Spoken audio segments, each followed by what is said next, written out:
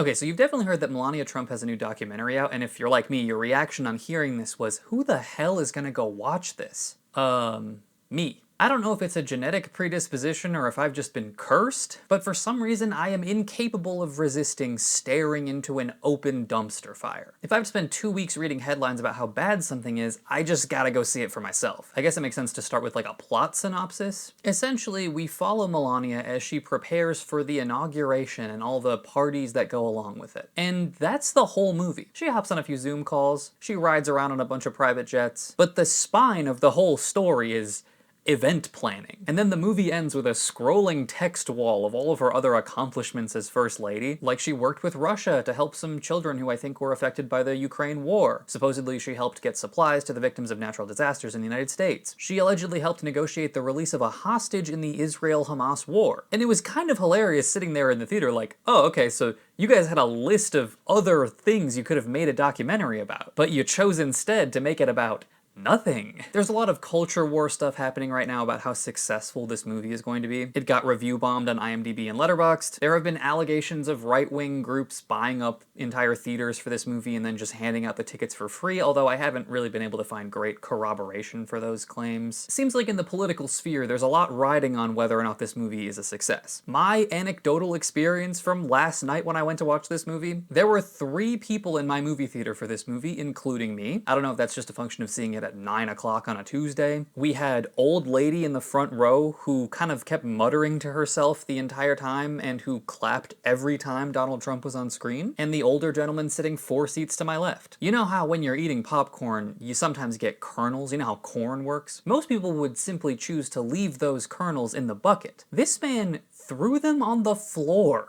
So the whole movie was punctuated by a sound like someone rolling marbles up and down the row I was sitting in. Okay, so the background on this movie, in case you haven't heard. Days after the 2024 election, Melania signs on as an executive producer of a documentary about the days after the 2024 election. So like immediately, what the fuck? Most people who try to make a documentary, they start with something worth documenting. This one, from its inception, had no point. They were just like, well, I hope something interesting happens in the next couple days. But not having a subject wasn't gonna dissuade corporate influence peddlers. They don't even know what they're gonna film yet. Amazon, Paramount, Netflix, and Disney are all clawing at each other and foaming at the mouth to get their hands on it. Amazon ends up winning, if you want to call it that, by which I mean they paid $40 million for this hypothetical movie, from which Melania herself profited $28 million. This is kind of mind-boggling for a few reasons. First, having seen the movie, how the fuck did this cost $40 million? Most of this movie is just long-ass scenes of meetings. 3 people in a room talking for 10 uninterrupted minutes. The back half of this movie is just footage from the public parties and receptions after the inaugurations where a guy with a camera just follows the Trumps around and watches them socialize with people. I don't know anything about what it costs to make a movie, but like, how? The editing budget of this movie should have been non-existent. Like, no joke, I could have edited this movie in like 2 weeks. Mostly because they never cut a fucking scene. They use all of their footage always. The most expensive piece of this production feels like it would have been buying a license to use Billie Jean, which they play 2 separate times in this movie. For a budgetary reference, a sweeping BBC nature documentary like Planet Earth, where they have to invent new technology to capture footage of all these exotic animals that no one's ever seen before, cost £13 million in 2006, which by my very rough calculation is like 30 million today dollars. So for a documentary where your only production expense is just following around an already very public and oft-filmed person with just another camera, how are we racking up 40 million in production expenses? The reason I'm fixating so hard on the budget is because critics of this movie and this administration are characterizing Amazon's $40 million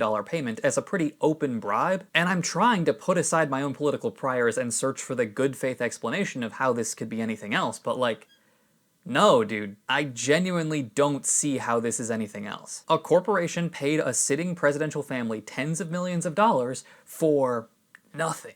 Are we expected to believe they did it just out of the goodness of their corporate heart? Or were they maybe expecting some returns on their investment? Let's be clear about one thing. Politicians using their influence to get puff-piece movies and books made about them is not a new phenomenon by any means. Michelle Obama had a documentary based on her memoir distributed by Netflix. But it's also worth noting that most politicians who make money off of their influence and power like this do it after they've left office? That Michelle Obama documentary came out in 2020, years after the Obamas were no longer the first family. I do think that there is a difference between that and the current occupants of the highest political office in the country taking tens of millions of dollars from thirsty corporations. So to bring their vision to life, Amazon pulls director Brett Ratner out of forced retirement to direct this movie. Brett Ratner's career had been stored in a freezer since 2017 when 6 women accused him of sexual assault during the Me Too movement. Now, it's important to note that Ratner denies those allegations and no charges were ever filed against him, and it's equally important to note that in 2025, a photo of Brett Ratner was included in the Epstein files. Ooh, yeah, that's not a good look, but as long as it's not a photo of him grabbing a woman while cuddling on the couch with Jeffrey Epstein, I'm genuinely so bewildered by the choice to get this guy to direct your already controversial documentary, but I guess, like, was there even anyone else who would have done this? Fun fact, 2/3 of the New York production crew that worked on this movie asked not to be credited. Can't imagine why. Given the state of the country right now, there was no way this movie was going to be critically lauded. But I think there was a world in which this movie might have at least been like a little bit interesting, because there is a tabloid, gossipy part of my brain that looks at a former model becoming the 3rd wife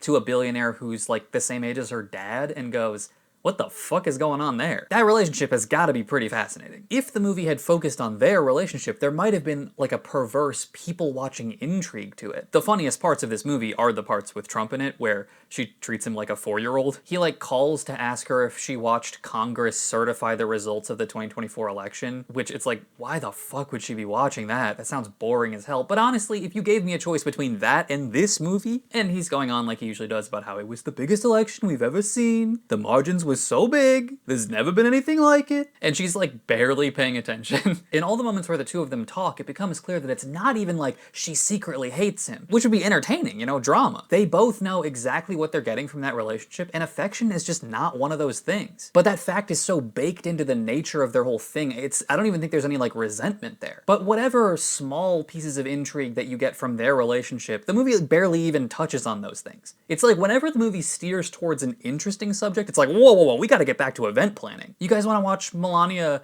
pick color palettes for the inauguration ball? No? No, that sounds boring as fuck? Well, we got like an hour and a half left. Do you wanna watch her try on clothes? I don't know. So now that the movie is out, the only question left is, did it make money? Like, was this actually a 10,000 IQ investment by Amazon? Fox News' headlines were all like, whoa, $8 million opening weekend. That's the best debut for a documentary in over a decade. And it's like, yeah, that is a true fact, but $8 million is still a long way from the $40 million they paid for it. Oh, and the $35 million extra dollars they spent marketing it. Amazon's gonna add it to Prime Video and use it in future licensing deals, so it seems like they're going to try to milk all the money they can out of it on the tail end. But the state of boringness that the movie was released in kind of makes all the box office scenarios like insanely funny. Like if it bombs, then it becomes abundantly clear that Amazon really did just kind of openly fork over a quick bribe, which, you know, is terrifying, but kind of morbidly funny. And if it does well enough to break even, that means that through sheer political warfare, millions of people bought a ticket and ventured out into the cold to watch a movie about nothing. If you're a diehard Trump loyalist and you're victory lapping this movie making money, it does kind of mean that your political strings are so easily pulled that a company can get you to pay money to go see essentially a blank wall for an hour and 40 minutes if by doing so you feel like you're waging war against the opposition. The only non-funny outcome in this situation would be if this movie made a profit solely by rage-baiting movie reviewers to waste not just an hour and 40 minutes of their time watching the movie, but then like 3 more hours writing, filming, and editing a video about, shit.